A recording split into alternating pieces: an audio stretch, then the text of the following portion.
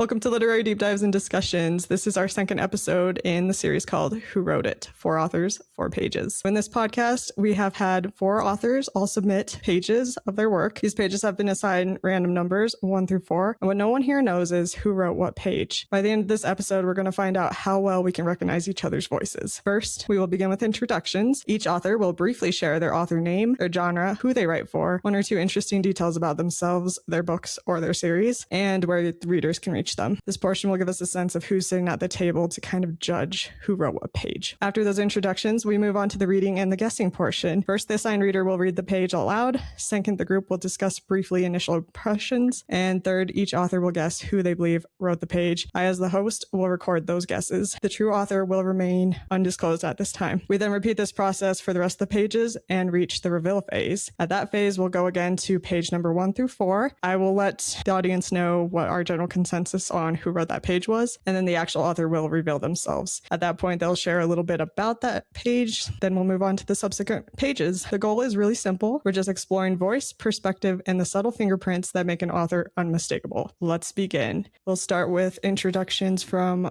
Lauren, then Aleksey, and Hayes. Hi everyone, my name is Lauren.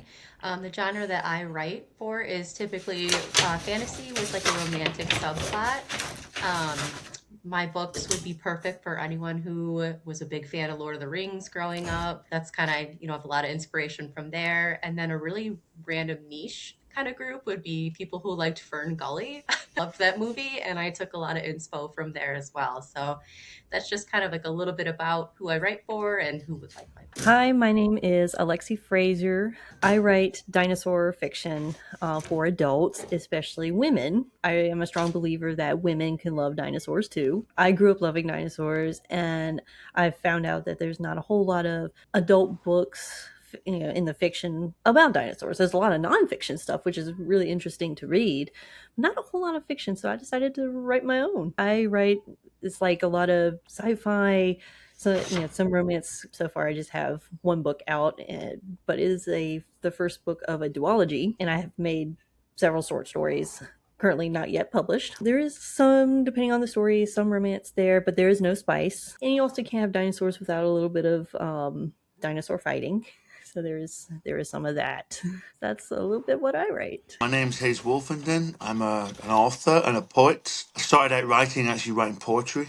A lot of like kind of realist, like urban poetry mixed with a bit of nature poetry. That was a poetry collection called Made in China that I want to say I finished some time ago, but I believe I published it some time ago, but I still believe that the collection's unfinished, and I'm always trying to add to it. Maybe not improve on it, but just certainly add to it and add to that kind of jigsaw puzzle. I also, for fiction, I typically write young adult and middle grade. I've also written some new adult. I tend to fit in like the boundary between each of the categories. I tend to blur the categories. I'm a big believer in like pushing boundaries in fiction with whatever genre you write, and try to not break them, but just push them and try to surprise the reader. When I write like young adult fiction in particular, I write like sci-fi and dystopian, but I'm a big fan of fantasy. I tend to read a lot of fantasy. I have written like 1 like fantasy sci-fi novel. That was a long time ago, and that novel does need re-editing at some point in publishing when I get around to it. To be honest, might be the next few months. I think above all, I really enjoy what I'm doing. In terms of my audience, who am I writing for, I think when I wrote my first series of books, which were the Jack Strong series, I was writing for myself when I was 13, 14. I wanted to write a book that would have got me into reading when I was 13, 14, because I wasn't reading when I was 13, 14, and I was studying English literature in school. But you do things like Shakespeare. Now, I love Shakespeare now, but when you're 13, 14, I think my personal opinion is it should just be about getting young kids to read. I'm also a big believer in, if you write a book for children, for example, if your book is good enough, everyone will want to read it, older adults as well. So that's me typically. But nice to meet everybody as well. So we've got a wide variety of genres on the table here. Just to introduce myself, I am Aleksey. My genre is speculative mystery thriller. So generally I write for readers who enjoy sophisticated detective fiction in a traditional classic style alongside modern psych complexity with speculative undertones. If somebody values atmosphere, moral tension, layered conspiracies, and character-driven mystery, that's who I write for. You know, I think the only thing we really don't have on our table here is like paranormal. I'm gonna say we have all of the genres right now. Pretty cool. So this is going to be a fun guessing game. All right. Well, shall we begin with page number 1? A branch snapped. I jolted up to my feet, scanning the darkness for what could have made that sound. A red glow was approaching closer to me, and I narrowed my eyes, perplexed. What is that? My eyes widened, and my heart raced when I saw it. I closed my eyes and reopened them, but nothing changed. My worst nightmare was standing right in front of me. I wanted to scream, but my body was frozen from fear. What will this thing do to me? However, I needed to push away these thoughts. I must not appear weak in front of it. I was face to face with the vicious, mutant mammal. It looked just like the creature I saw on the internet, a human-like creature with a long, elegant, glowing red tail, walking on all fours. The creature's limbs were slender yet strong, and equal in length, with long, thin claws on the tips of the fingers and toes. It had a thin layer of brown fur covering its body with fair skin underneath.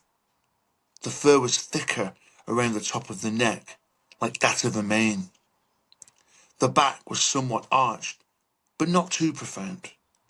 The mammal's face had a short, canine snout with full lips that covered its teeth.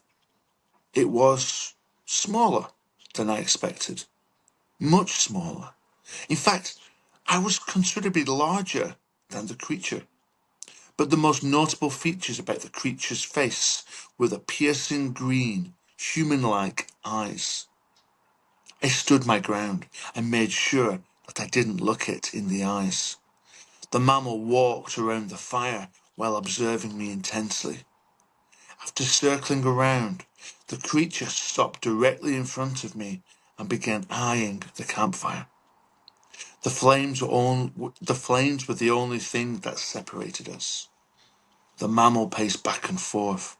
Standing there with my hands shaking, I watched the mammal's eyes dart between me and the fire.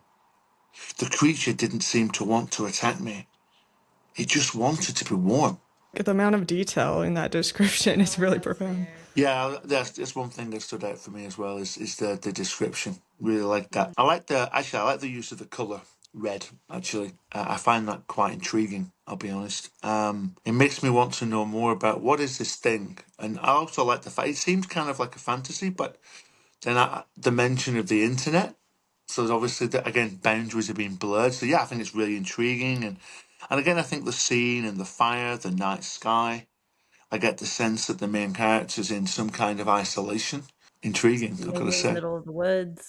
Are there any guesses who wrote that? I'm gonna say Alexa. Yeah, it's got to be. I was going to say Lauren. Okay, so Hayes is going for Lauren. Lauren's going for Aleksey. Like, I am honestly tied up because, like, there's little bits of sci-fi in there. There's little bits of fantasy. There's bits of, like, I can picture something Dino, but at the same time, like, it's covered in fur. So I think I'm going to go with Lauren as well. That's 1 Aleksey, 2 Lauren. What do you think, Aleksey? I think Aleksey wrote it. Okay, 2 Aleksey, 2 Lauren. Okay. Page 2. The woman stood silently, watching her. Azure almost turned her head, yet she did not. Holding her still, feigning distraction, as if lost in thought, pretending to daydream. That's when Laurent moved. It was a graceful motion. She slid smoothly onto the bench aside Azure and murmured something so softly that Azure almost missed it, noticing the plane tickets tugged from her frozen hands. Then came the embrace, strange and unnatural. To any passerby, it would look like one woman comforting another in grief, but it was more than that. Something thin and cold, a wire, or maybe a rope, subtly slipped around Azur's neck. By the thinness of it, it was too small to be noticed. But in the eyes of Laurent, there was no one around to see. Instinct took over, a reflex, sharpened by her minimal but critical training.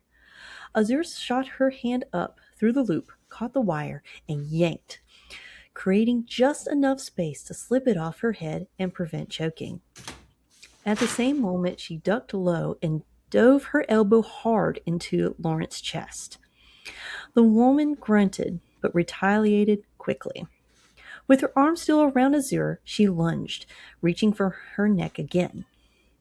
Azur caught the arm mid-reach, twisted her body, and used her weight to pivot off the bench, yanking Laurent down with her. They crashed onto the ground in a tangled heap. Laurent scrambled, dragging Azur with her. She kicked up, regaining her footing and shoving Azur down in the same motion. But Azur caught Laurent's leg, bringing her down once more. A messy scruffle ensued. Grappling limbs, scraping fabric, and bashes against the concrete as the two wrestled. Azur had the upper hand until Laurent somehow dislodged her and managed to stand. Already in motion to grab her, Azur reached to bring the French woman back down until a click. Azur froze. Laurent extended a steady arm, and a gun at the end of it was pointed straight, mere inches away from Azur's face. Laurent, breathing hard, began to say something, but the only noise that met Azur's ears was the sharp crack of thunder. Her blood turned to ice. Felt like I was there again. Really good descriptions. Yeah. Oh, yeah. I felt like I had a gun to my head at one point with a click. I was like, oh. Yeah, you can really picture the scene, and you can feel the fighting and the physical force, I think. I wonder what happens next. I'm trying to get a grip on it, honestly. Any guesses? I think AL. Yeah, I think AL. I know. It's like I said last week, it's like winning the lottery. I will say very straightly, I don't have a poker face, so now that goes to page 3, which I have. For months, he'd been drawn into her dreams. Tonight was no different. Curious to see where she would lead him to this time, he trailed her like a shadow from above, his heart beating in time with the flap of his wings as he soared through the cerulean sky. The iridescent scales coating his body shimmered with beaded moisture, casting hundreds of tiny rainbows into the clouds that served as a barrier between them. He followed her to a meadow, watching as she waded through a sea of colorful wildflowers. From a distance, she appeared content, but his sharp vision allowed him to see a deep furrow between her brows. What worried her? And who was to blame? He was suddenly overcome with the insatiable desire to punish whoever was responsible for her unease. His lips curled into a snarl with the promise of retribution, releasing a torrent of smoke from his nostrils and allowing his vision to become as clouded as was his judgment. Without pausing to consider the consequences of his actions, he hugged his wings close to his scaled body and plummeted towards the surface, flaring them out on either side to slow his descent at the last possible moment. His claws sunk into the earth's rich soil as he landed before her with a thud, fracturing the ground and sending cracks spiderwebbing in every direction. It was then he realized he had made a mistake. She screamed at the sight of him, the edges of her dream weaving with fear. He hadn't meant to frighten her. He wanted to help her. But in his current form, he'd only succeeded in scaring her, transforming her once peaceful dream into a nightmare. He launched upward, admonishing himself for being so naive. He was a monster, and she had every right to be afraid. This wasn't real, he knew that, but he clung to the illusion for as long as he could, because when he woke, he would once more be confined to darkness, always in search of her light. Ooh, I like the spider webbing of the ground. Right? It sounds very mysterious to me. Very mysterious. Very intriguing.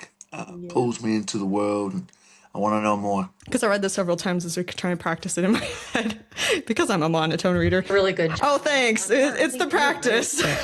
But really, like, the description and how he's, like, plummeting, because I work a lot with dreams in my books. I love how it's really describing that sensation of being in a dream. Suddenly you're here, you're looking down, you're all around, you can see things, and then you're just there. All right, any guesses? I think Lauren. It definitely wasn't me. See, but I could be completely wrong, to be honest. Hayes is going with Aleksey. I'm going to go with Aleksey as well. Lauren just says it wasn't her. Who was it, Lauren? It was not me. It was someone else. It was Hayes. Okay. Well, that brings us to page number 4. The boy slammed the front door shut and ran up the stairs. He went straight into the bathroom, locked the door, and looked into the small mirror by the sink. It was worse than he feared. There were swishes and squiggles of red, black, blue, green, and orange marker pen all over his face. He panicked. Not wanting to be seen like this by his mom and dad, he turned on the taps and frantically began to rub his face with a large yellow sponge. It took almost 20 minutes of feverish scrubbing to remove every last mark. After he finished dabbing himself with a towel, he walked across the landing, entered his small, sparsely decorated bedroom, and slouched down upon the bed. It was supposed to be 1 against 1, yet as soon as he said he wanted to have a pen fight, there were 5 or 6 boys holding him down, scribbling and scrawling all over his face.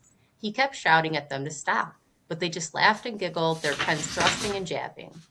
He looked into the mirror one last time. After putting on a change of clothes, he wiped his blue eyes dry, neatened his short brown hair, checked his face again for pen marks, and left his bedroom. The smell of food was now emanating from the kitchen and wafting under his bedroom door. Better get this over with, he thought, trudging down the steep flight of stairs into the kitchen.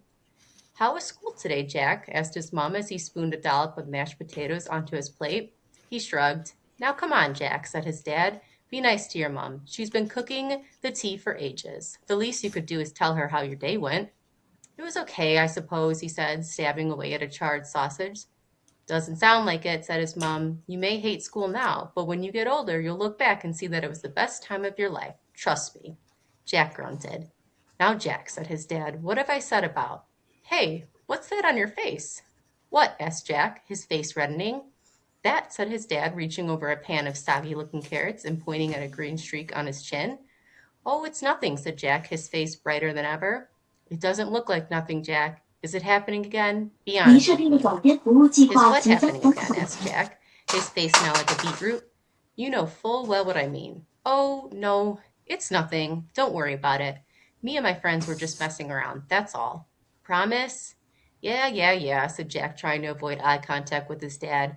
Because if it has started again, me and your mom wouldn't mind. You know that, don't you? It's not your fault these things happen. You needn't feel guilty about it.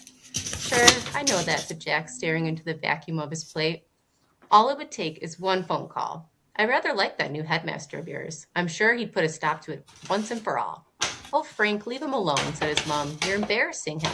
Here, Jack, I'll get you dessert. That'll cheer you up. Thanks, Mom, said Jack, still trying his best to avoid his dad's laser-eyed stare. I love the dialogue in this one. It sounds very you're young again, you're going through some of those school troubles. It kind of made me feel like I was in middle school again and Yes. dealing with those types of things. The memories of Mark are all over our faces. Right? Like, why did we do that? I'm going to guess Hayes for that one. Same. Yeah, Hayes. Can I make it? I'll guess AL.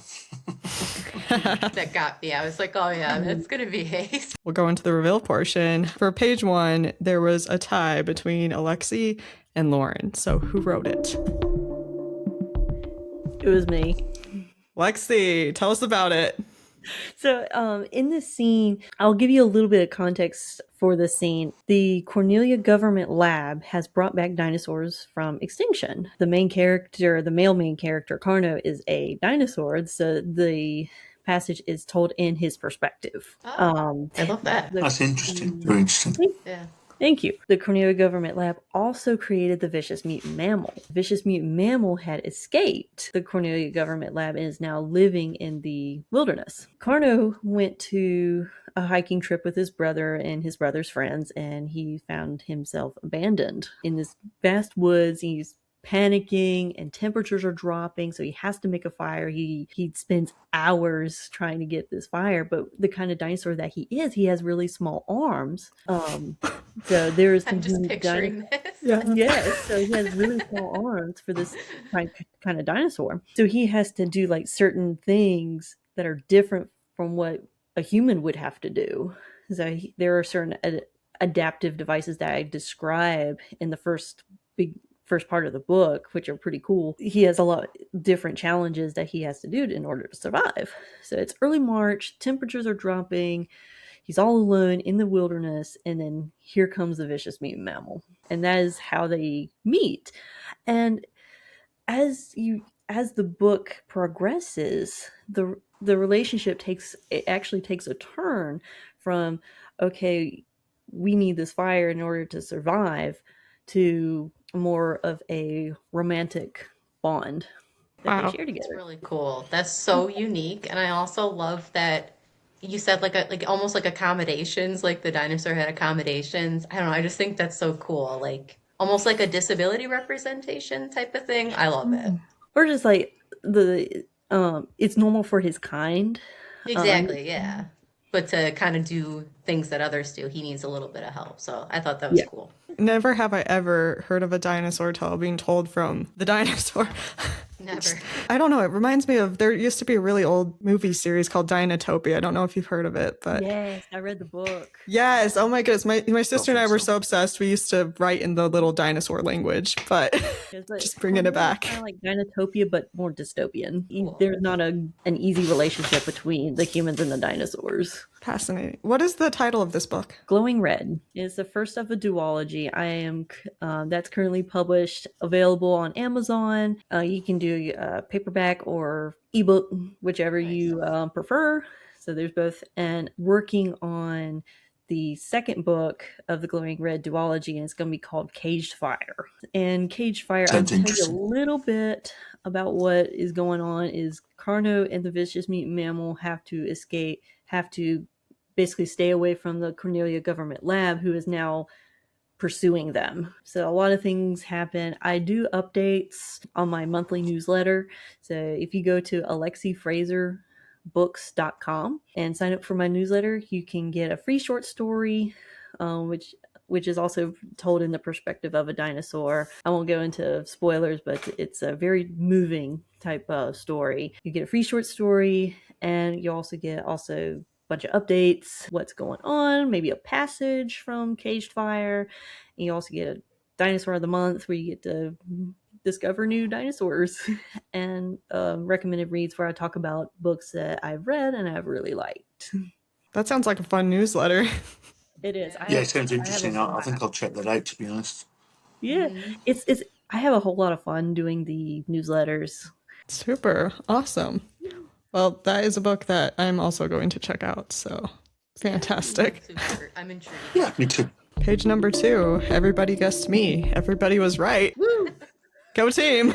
So all my pages that I submitted to all these groups were just picked on random. So I didn't actually know it till I started hearing it, but that was fun. I guess the reason I picked that page was just for more of the action element. For all the groups that I'm doing, I've picked different pages to showcase different parts of the book, because it does blend a lot of genres in it. You know, at the heart of it, it is a thriller, a speculative thriller, but there's mystery, a little bit of romance, pending romance, fantasy elements in the dreams that I do, stuff like that. But this is the action portion. The premise of the book is that there is an agent. This takes place in the future, the 4300s. And in the future, it's actually a little different. It's not all futuristic like you would imagine, like flying cars and such.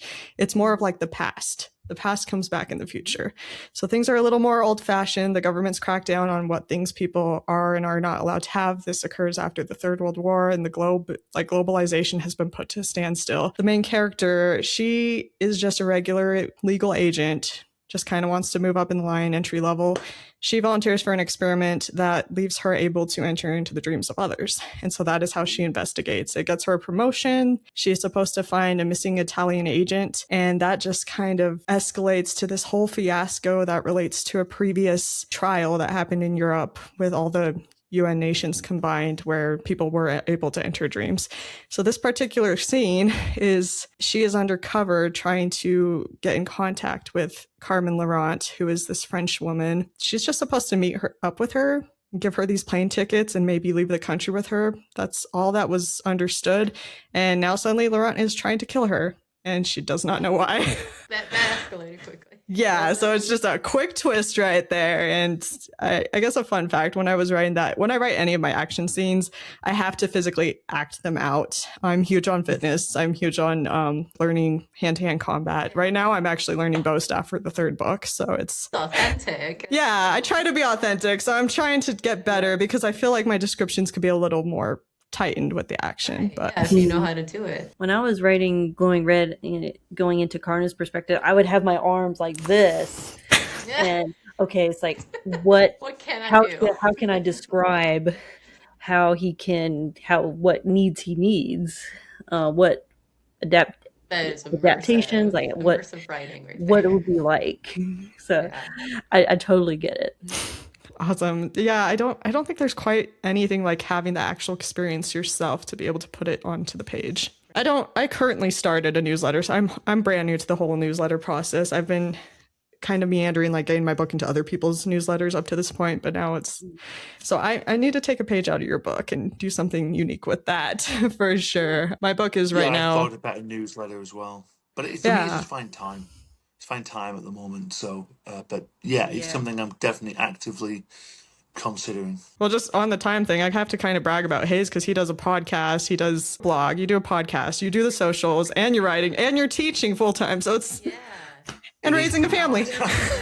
It's why I can't. The podcast. It's not the podcast, the newsletter. It's like because it's like it'd be a plus. I think it'd be great if I did it weekly or maybe monthly, but I think I need to find time to really explore it first of all. Never mind writing it, but the podcast can take up a lot of work. Like before we came online just now, I spent 30 minutes on my phone replying to people on Instagram, just talking about different things, like my guest yesterday and one of my previous guests. And so you have to you have to do that. I want to do that, of course, but it can be time consuming.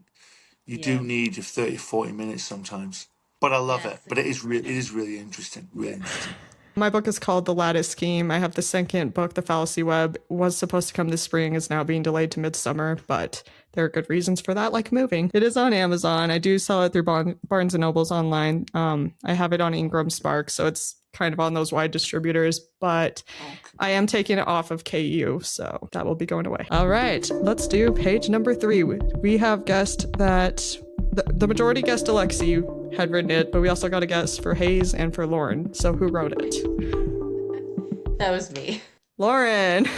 So I picked this one for like a multitude of reasons. It's just kind of like I felt like it was a good intro to the world that we're going to be in. And it tells a little bit about our male main character. We know that he's able to kind of like dream walk. I didn't want to like give too much away. It was like what I was trying to do.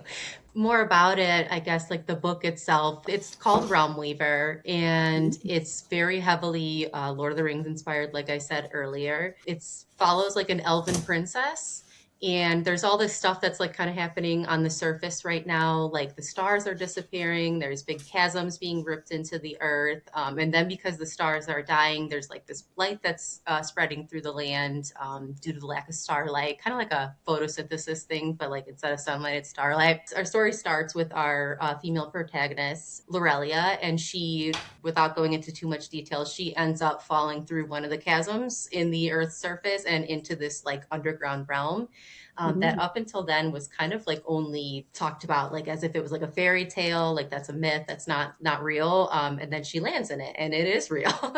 So it's just a little bit about like, obviously her landing in this underground kingdom. The reason the stuff is happening on the surface, like that kind of becomes apparent as well. Like we kind of learn a little bit more why that's happening.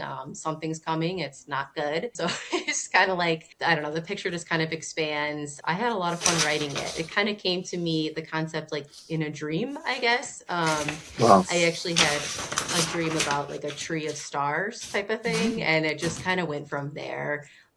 There's a lot of like as above, so below type of symbolism in this book. Lots of like, how like when you look at a tree and then you look at the root system underneath, it's kind of, very similar. Just lots of symbolism in there. I had a lot of fun writing it. It's out for developmental edits right now. And this is my first book I've ever written. Also, prior to this, I was a teacher of the visually impaired for the last 10 years. And then I had a baby and I wanted to stay home with my son. So I'm home with them now. And I've always loved to write, but never really had the time for it. And now I wrote a book. Once it comes back from edits, I'm hoping to go traditional, but I know the query trenches can be really rough, and we'll see how it all goes. I do not have a newsletter. You are way ahead of me in that. I'm kind of just like starting my journey here. So the only place you can really find me right now is going to be on Instagram. My username is at lowcatwrites, and it's LOKATWRITES, and that's really the only online presence I have right now. I'm still working on that. It's a good place to start. Like I paint trees, so just hearing you talk about the symbolism of trees, I'm like, oh my gosh, yes. I do too. I love to paint, and that's kind of like like the dead tree type of like, and everything is like almost like a mirror of itself, you know. When you look at like the veins on a leaf, the veins like the circulatory system. So it's just lots of symbolism. It was fun to write. Sounds exquisite. Yeah, it sounds a really interesting world, to be honest. Yeah. As I'm hearing this, Yeah. I do want to know more. So please, if you do, obviously it's a way for developmental edits. After that process, when you publish it, please let us know. I'd Oh love to yeah, hear for more for sure. sure. Yeah. I For would sure. love like all the feedback I could get, because again, like I'm new to this. This is the first book I've ever written, so I'm like, whatever you guys could tell me, please give me your sage advice, because I'm learning. Oh, you definitely have support for the query trenches once you get there, because Hayes is there, I'm there, there's so many that are there. You feel it initially, like you'll feel like when you get rejected, it's like, oh. But after a while, what if you can learn to just push that to one side, you'll just get used to it, and it's just like drinking water, and Yeah, you you just it kind of will. gotta get really thick skin, I would imagine. Yeah, Keep you going. do. Keep doing it. Rejection is not fun, but There is an element of luck to it because it really does depend on the season when agents are actually open to finding somebody, and Yeah, they're definitely. not always able to go into Query Tracker and say that I'm full, I'm no longer accepting before 10 million more queries come in. it's crazy. I've heard like people like, I mean, like a year later, people finally getting like a response on something. I'm like, oh my gosh, you could like already have like a book deal and all of that by then. Literally, Yeah, that's yeah. happened to me. It's Yeah. happened to me well over a year later. Yeah, that's so crazy. It's like, wow, I would have forgotten about that. Yeah, it's so, yeah, once you get there, just, you're not alone. Yeah. Okay, good. I'm in good company. All right, well, page number 4 only leaves one author. Yeah, that's me. It's me. Yeah. So yeah, it's the first page in my book, Jack Strong and the Red Giant, which is book 1 of a 5-book series. And ironically, one of the reasons I sent it was rereading it right now, rereading all 5 of them, and just kind of touch them up a little bit, and just, well, I say fix errors, I think errors and stuff like that, and maybe also reacquaint myself with the stories, because I finished them, book 5, I don't know, like 5-6 years ago, but it seems longer to me.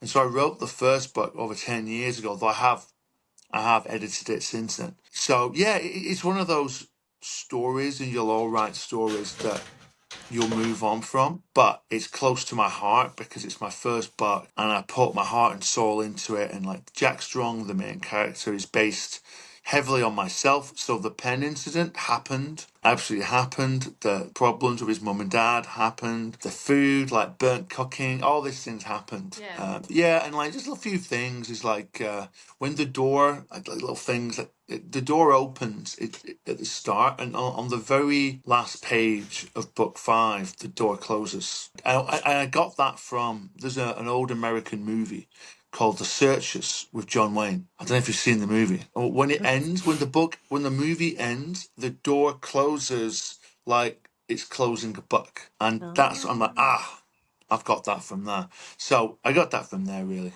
So yeah, this book is like middle grade, maybe towards the upper end of middle grade. Though I don't really like the term middle grade. I tend to think it's all young adult, just early, middle, late, really. But yeah, that's it, really. I wrote it in China as well. I wrote it obviously years after this, and I was trying to show people or show readers that, so in the end, so Jack's been bullied at school, he runs home, but he's embarrassed, and his parents maybe a bit too overbearing, he argues with his parents, he runs away from them, and the very last line of chapter 1 is he'll never see his parents alive ever again, or whatever. Oh, And when I wrote that, I was like, really? Because I wasn't yeah. planning that. And somebody asked me, oh, why does he not see his parents alive again? And I said, I don't know, but I'm going to find out. I think it's in book 3. where we find out what happens. Something bad happens to America, actually. Oh no. Ooh, Oh, no. Oh yeah, Oh no. I'm yeah. not there yet. No, yeah, yeah. Oh, I'll be quiet. But No, yeah, you go ahead. I love spoilers.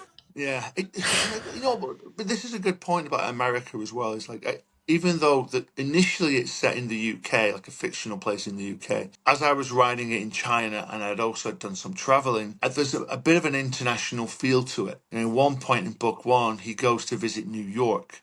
And I'd been to visit New York, and so I've tried to like kind of land it in like different parts of the world and stuff. Anyway, yeah, then he gets after running away from home, he gets beaten up by the school bully, and then he gets like, abducted basically by this alien spaceship. And then it kind of this is where He's maybe going through my the China ringer. experience. He's going through the he's ringer. going through it, yeah. Oh yeah.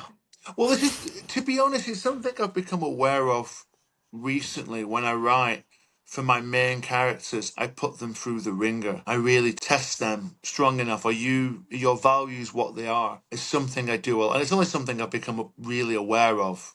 I've been doing it subconsciously, but not thought about it consciously. And yes, he gets on this spaceship, but then it's like about the experience makes him braver and more confident, which allows him to play this pivotal role in the fate of the universe. It was very interesting to write. It was amazing to write, and it was a labor of love. Or a love of labor, however you want to phrase it. You have to keep going. You mentioned the query trenches. So I'm writing like book 2, book 3, and it's just getting rejected. Like, do I stop? And I say, no, I think finishing for 2 reasons. I think the series needs to end. But also, I knew that I would improve and learn a lot as a writer by finishing the series. And I still think that's true. So, but yeah, I really like it. Really, it's one of those things. I think everyone's like that. So, anyway, it's enough from me, I think. So I was never into space literature, space fiction, sci-fi, or any of that, but I did read Hayes's book, and I was impressed. Like that book kept me all the way. So it is a good book. It sounds Thanks, Dale. It's much phenomenal. It really appreciated. Much does. appreciated. Super interesting. Once I get to Missouri, I'm getting a bookshelf dedicated to all the indie authors that I interview or that I meet on Instagram, and all their books are going to be there. So, question for all of you. We'll just kind of answer this in the same order that we started with Lauren, Aleksey, then Hayes. What are the deeper messages, if there are deeper messages, in your book? Oh, there's for sure deeper messages in my book. There's a lot of like themes of like mental health struggles. Are the male sorry, not male, the main character. It kind of follows her journey a little bit with like her anxiety and depression type of thing. Um, I really wanted to have a little bit of representation, that term. And then I also there's like big themes of like disability representation throughout. So like I said, I worked with the visually impaired, so I wanted to have a visually impaired character, and I really wanted to do her justice. So I know at least you, AL, have seen like Baby Avatar, or was I don't know. I think at least somebody, Avatar Last Airbender. I can't remember who I was talking about with, but if you know the character Toph, show how she kind of sees through her feet, it's a similar concept. I don't want to give it away too much, but yeah, I just really wanted to like showcase somebody with a disability, and they're going on this epic quest, and like they're doing all of these crazy things, and they are doing it right alongside their sighted peers. So there's a lot of mental health and disability representation, but like in a fantasy world, so you get that escapism too. Very nice. Love it. Sounds fantastic.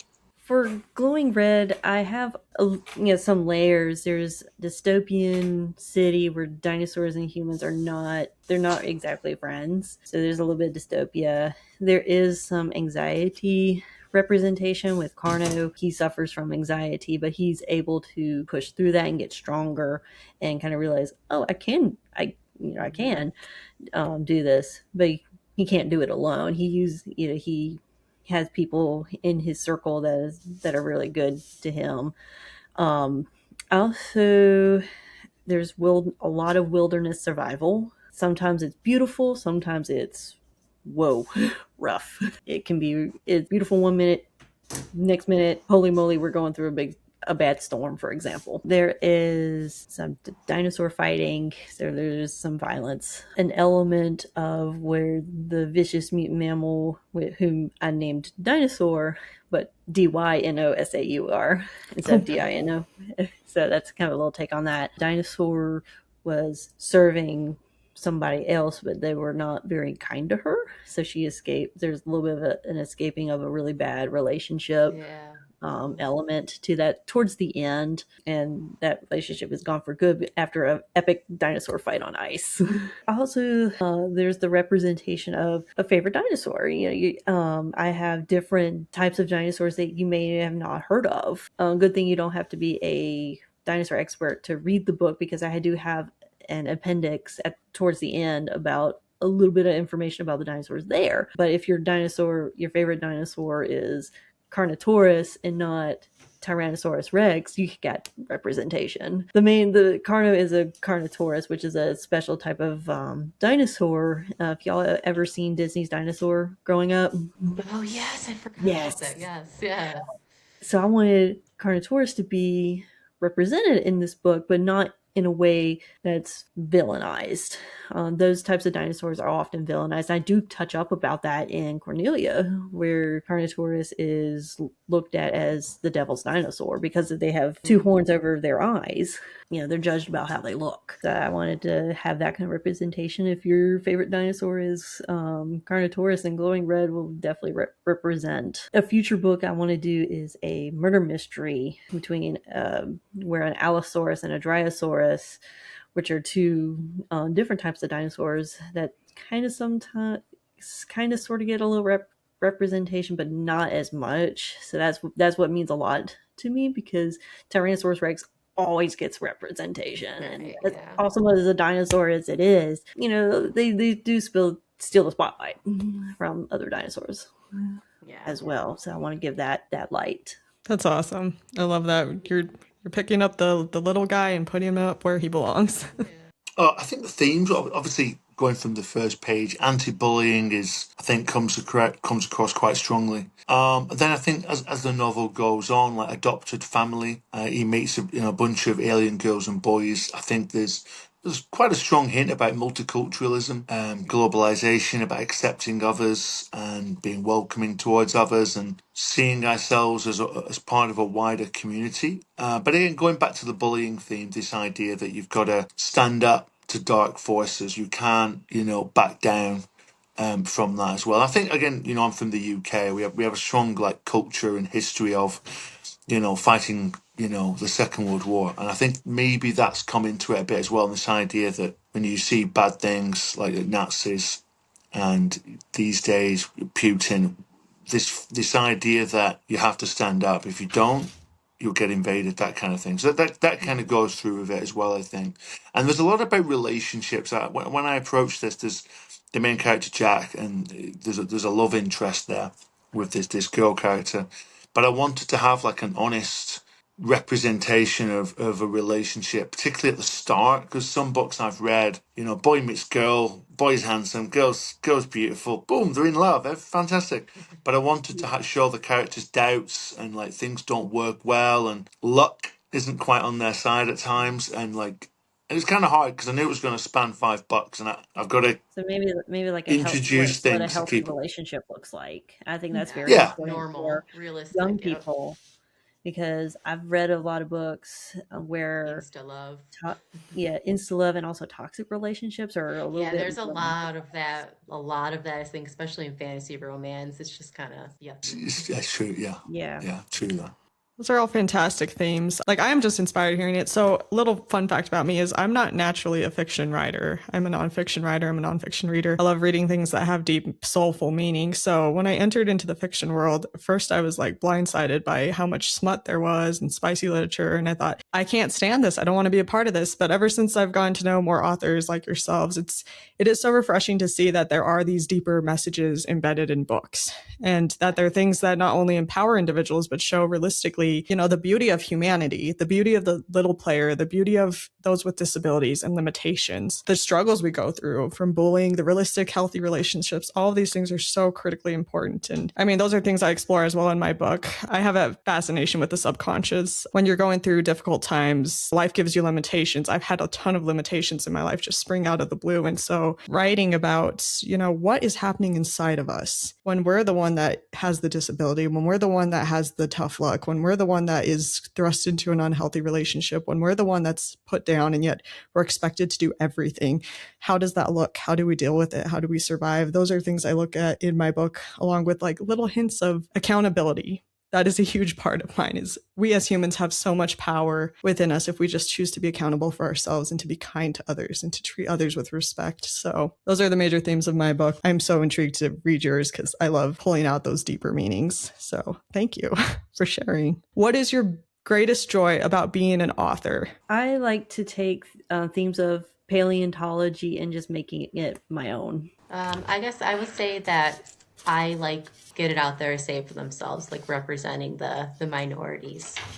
I get the chance when I start writing, as soon as I start writing that first word, it's like I'm in a different place. If I'm writing about New York, I'm in New York. And I find that to be so powerful. I can travel but not travel at the same time, or not travel but travel. That sense of escapism, we talk about escapism normally as like the audience, but I think for me as an author, that's what I get out of it. This chance to use my imagination, paint some pictures and just go into them. I absolutely love that, to be honest. Well, thank you all so much for being on my podcast with me today. Again, for all the viewers, you can pick up the copies of their books, except for Lauren. Hers is pending on Amazon. Definitely check out Aleksey's newsletter because it sounds fantastic. Our book titles, again, are Glowing Red by Aleksey Fraser, upcoming Realm Weaver by Lauren Kathryn, Jack Strong and the Big Red Giant by Wolfenden, and mine is The Lattice Scheme.